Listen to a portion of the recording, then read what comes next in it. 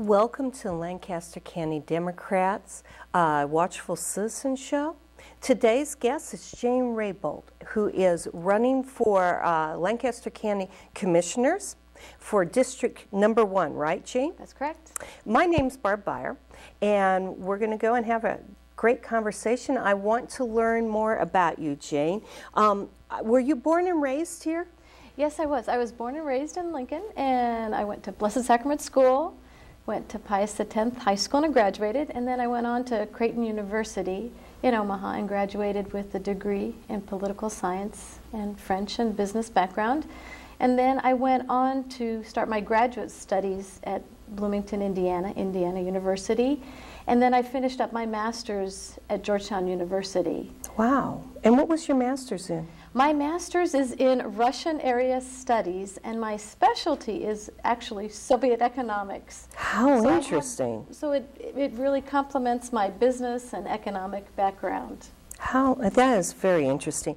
So how long have you lived in Lincoln? Now, you were born and raised here, but I understand when we were talking earlier that you had moved to Washington, D.C., presumably for your education. And what did you do there? Well, actually, I have my master's. I got my master's from Georgetown, and then I actually worked for a short period of time for the U.S. Department of Commerce that dealt with the project on trade and technology.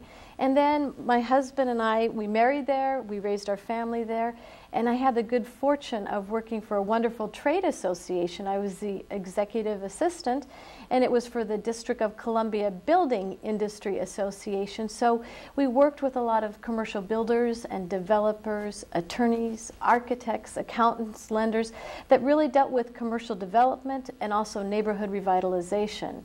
And I really enjoyed my opportunity to work for them for as many years as I did. And I really got a wonderful foundation in reaching out to communities, doing a lot of community service work at that time. And most importantly, one of the things that I'm most proud of being involved in Washington, D.C. is our Community Improvement Day projects that we did on an annual basis. I was very fortunate to be the coordinator of 11 of those, and we would really partner with DC Parks and Recreation, and we would identify a site, a park facility that was in need of rehabilitation, revitalization. We always looked at the most dilapidated and most challenged neighborhoods where we feel that we could make a positive difference and even be a jumpstart and a catalyst for economic growth and development. And we partnered with the city and with businesses, and it was not something just going into the community and saying, this is what we can do for you and this is what we're going to do for you. But it took about 6 months to develop a plan, going to community meetings, neighborhood association meetings, going to the advisory neighborhood councils, and asking them, what would you like us to do for your community? How can we make a positive difference and change in your community? So I'd like to think one of my good skills is listening to people, reaching out to communities, listening to them, their ideas, their priorities. How can I be a partner with them and not just be the person who dictates the terms? I think that's one of my strengths. Well, that sounds and really I'm very good. proud of that activity, working with the community. And we did make a difference, and that's the wonderful thing about that involvement there. Now, tell us a little bit about your family. Well, my family, I have 2 children. My daughter Clara is in Boston, as she went to Boston University and stayed in Boston. And my son Gabriel is here in Lincoln, and he works with the B&R stores, the Super Saver Russes. And then my husband is also here, 26 years, Jose Herrero, and he is an attorney, and he works as a program director for a Jesuit university.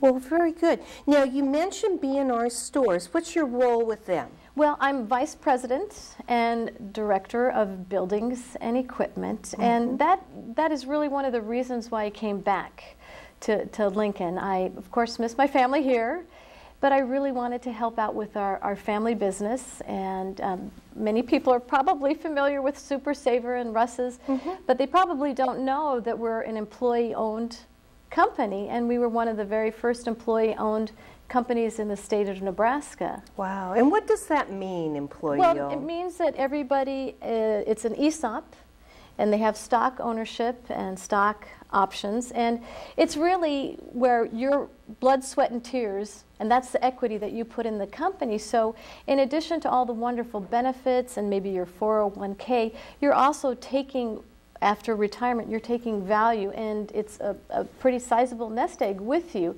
based on the years of service to the company. That's wonderful. Now, you're running for county board. Sure. Tell us what has motivated you to announce your candidacy.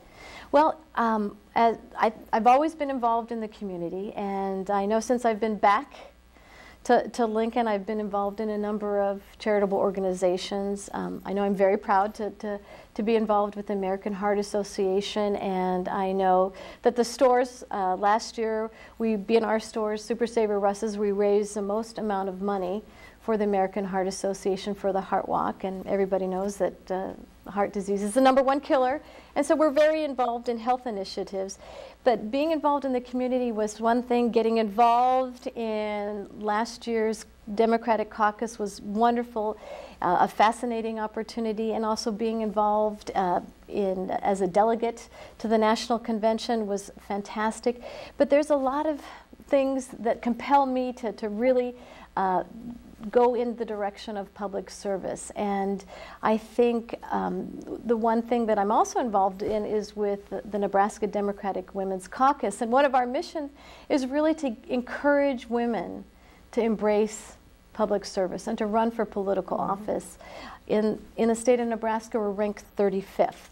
Really? And the number That's not good. That's not good. And so hopefully we're going to be changing things very soon. And that's one thing that being involved in the Women's Caucus is to encourage other women to run for political office, and I think I'm probably putting my money where my mouth is, and I want to take that ownership. I feel that based on my unique business skills, based on my community outreach background, I think it brings a wonderful coalition of great skills to work with the community, but also being a staunch business developer, a cheerleader for economic growth initiatives, development issues, neighborhood revitalization, and having the business background and skills, I think it makes me uniquely qualified to really make a difference. And that's really what I'd love to be able to do and have the opportunity to do.